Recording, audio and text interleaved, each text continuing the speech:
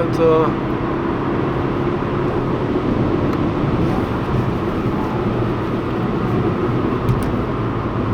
Also ja, die C-Klasse kann auch beschleunigen.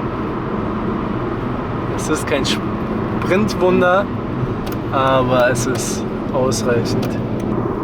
80 auf 120. Ja, ich bin jetzt im 3. Gang.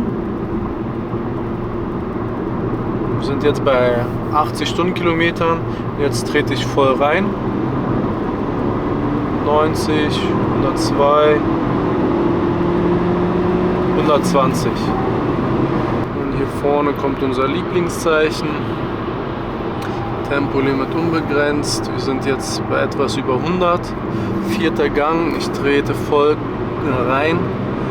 Und dann schauen wir mal, wie lange wir brauchen, um auf Tempo 200 zu kommen, beziehungsweise ob wir 200 erreichen. Ja, 170, Windgeräusche sind minimal. Ich schalte den 5.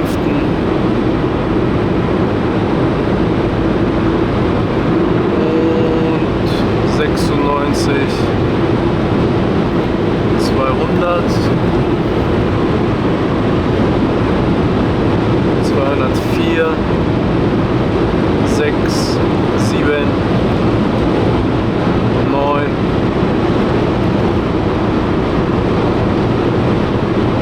11.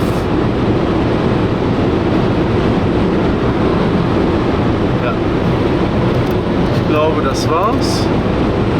Das ist das Speedlimit der C-Klasse nach 16 Jahren und 170.000 Kilometern. Ja, hält die Spur auch gerade, wackelt nichts. Wir werden hier vom Wind ein bisschen hin und her geschleudert. 215, 16, 17, 18. Ja, super. Also wie ihr sehen könnt, auch eine alte C-Klasse, die hat es immer noch mehr als drauf. Und auch bei über 200 hat sich das Auto nicht gestresst angefühlt. Der Motor hat nicht übermäßig gejault oder geschrien.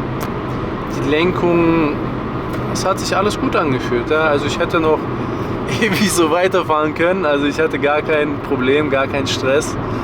Das war alles mehr als in Ordnung. Aber es ist natürlich auch nicht das Terrain der C-Klasse, ja, High Speed hier zu fahren. Aber es ist gut zu wissen, dass es machbar ist, wenn man es möchte. Ja. Wir haben jetzt, glaube ich, 217, 18 erreicht.